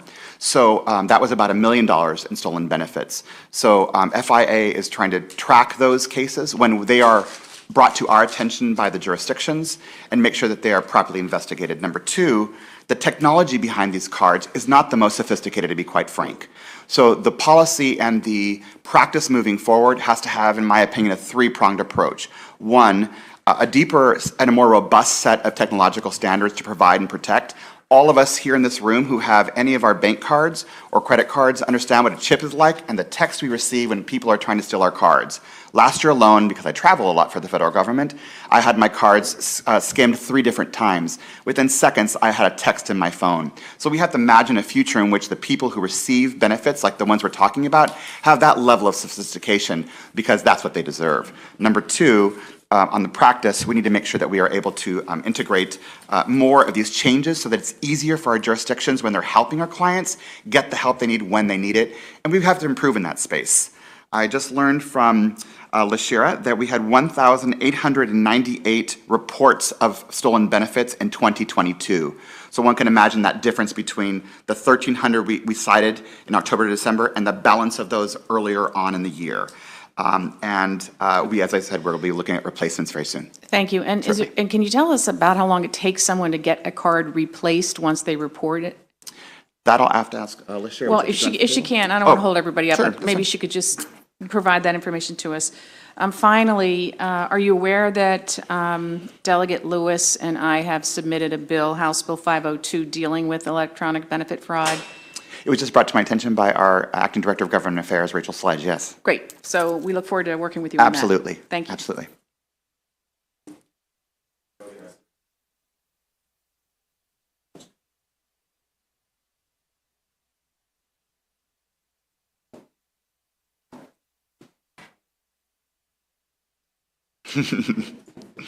Okay, well, congratulations. Thank you. Mr. Secretary, and welcome. I know you're only 2 weeks on the job. Just curious if you or any member of your team can provide an update on foster youth that are essentially in unlicensed placement or places of last resort. You know, since the pandemic, we've seen a drop in state foster parents, state foster families, and a rise in the amount of foster youth that are in unlicensed facilities. It's obviously illegal. There are legal implications for this, not just for the department in our state, but also for, social workers, licenses, et cetera. And so I'm curious, no, it's not, I know you're just 2 weeks on the job, but if y'all could give any update as to what is being done to ensure that we are finding and supporting more state foster families so that we could find placement for foster youth, particularly those with behavioral needs that really need this kind of placement. Certainly. I'm happy to give some context for that because I dove into that day one when I worked with Denise Conway, the head of our Social Service Administration. And then Denise, if I don't answer the question completely, I'd appreciate Denise coming up to answer a bit more. So first of all, in my conversations with Denise already in the last couple of weeks, I'm making it really clear that we have to make sure we're doing everything we can to prevent any child from entering any of these kinds of arrangements. Number 2, there's also going to be an intentional focus on investing earlier on in the kinds of supports that families need to take care of their children and be able to be a resource to them. That's a very different way of thinking about and acting on using federal and local funds to invest. So what that means to me is that we want to make sure children are in the least restrictive and family-based settings, which is not just a philosophical difference, but the science supports that. So for example, kin, how we are deeply investing in kin and moving forward, that's what we need to continue to do. Number 3, the issue of, for example, some of the placements that you mentioned, specifically hospital overstays, that number has been dramatically decreased over the last couple of months. It's one of the immediate conversations I had with Denise to better understand where things stood. That number, as of this last week, we get together weekly. I've had 2 of these particular meetings with the Department of Health, Department of Juvenile Services, and our leadership team from DHS, and just that number is now down to 10 children this last week. All of those pieces combined are part of solving this larger puzzle that you're bringing up, Delegate, and making sure that we try to reduce the number of kind of group home settings and congregate care settings and out of state-placed settings. Make sense? Is there anything else I can answer for you? No, I appreciate that, but Certainly. I would love follow-up Absolutely. and would love to connect with whoever on your team is Happy sort of the to point person. on provide that. a more robust response in writing. Happy to. Appreciate it. Thank you, Mr. Chair. Certainly.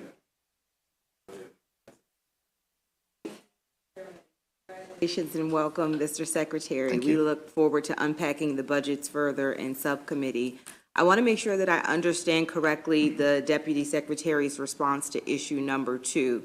When you say you've revised the ledgers, does that mean that the 6.2 million that was used of the TANF funding, that was a permissible use? Or I just want to understand that better, what that means to revise the ledger. So, if I may. No, Yeah. please do.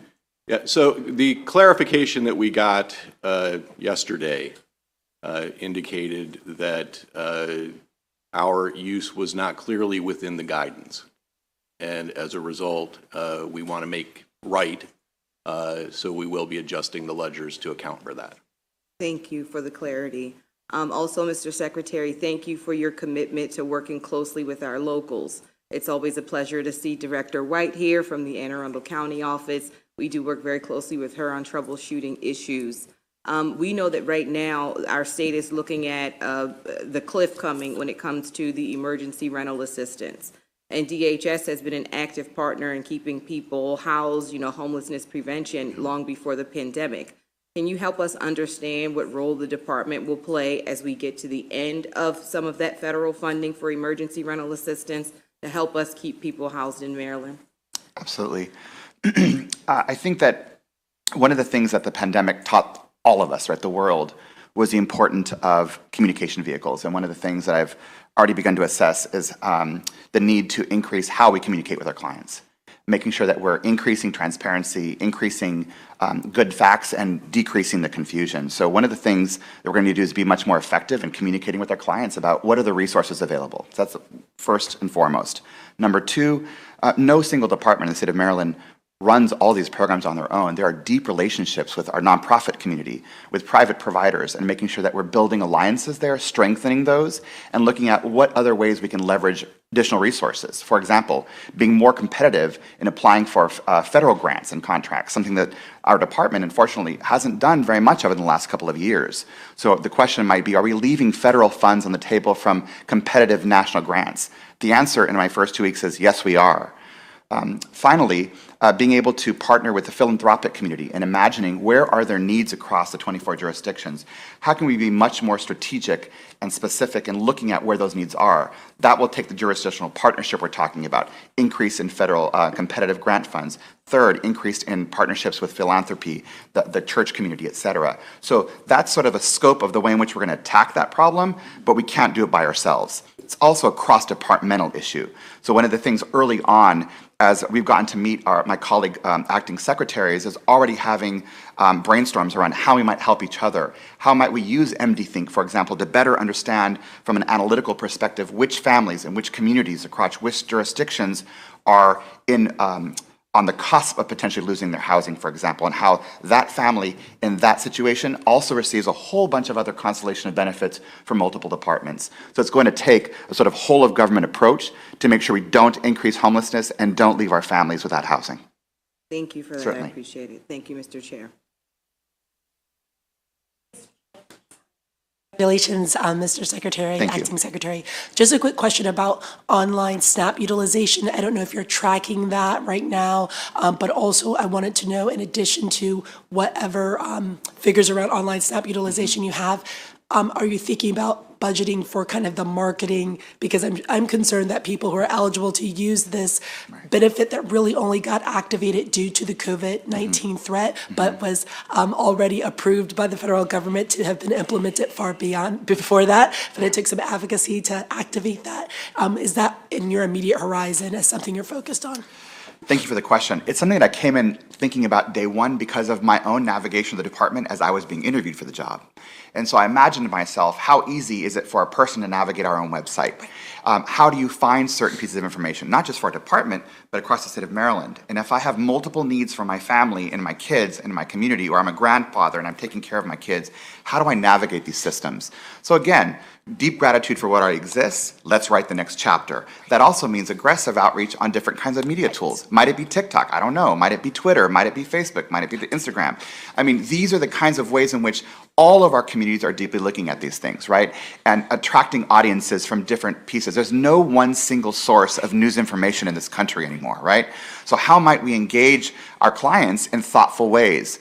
also from a position of joy and laughter. Why can't we be joyful and have a thoughtful way about the way in which we're engaging in this work, to lift people up and to bring them in with a smile, right? And to make sure they feel engaged. So all those pieces are things we're going to have to work on and reassess. And then as we build next year's budget for the governor, working closely with him and all of you in the legislature to figure out the way in which we're communicating is no longer the 1987 old school way of government. We have a vastly different way of an architecture to do that. So that's what we plan to do.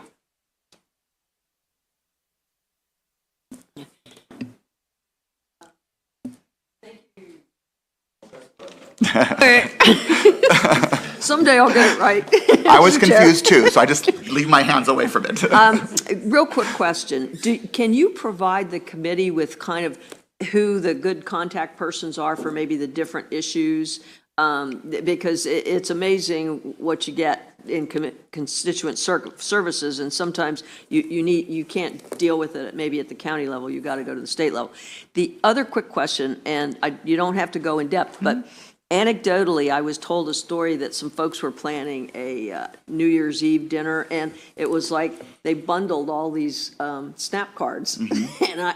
Is that possible? You can do that? You could, have like 3 different SNAP cards from different folks, and, you buy all this stuff, and okay, here's one. Oh, I don't have enough on that card, so here's another card. Different people. Is that possible to do?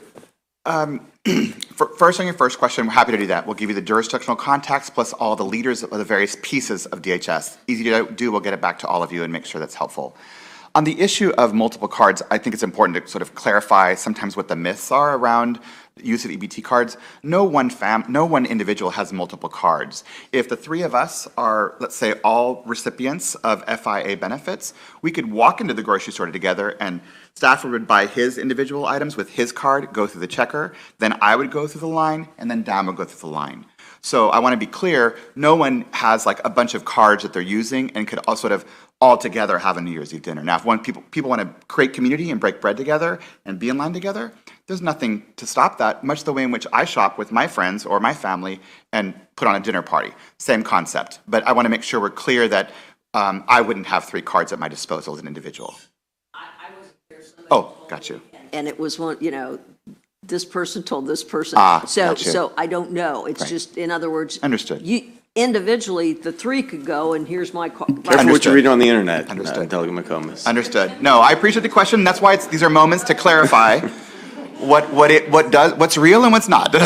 Thank you. And Mr. Secretary, our committee shows love through questions, so we clearly are loving having you today, and your answers have been great. So thank you. Any other questions for our acting secretary? I don't see any. Thank you all for being with us. Thank you all. Have a good afternoon. Thank you. Committee, if you can hang tight, we are adjourned. If you can hang tight for just a second.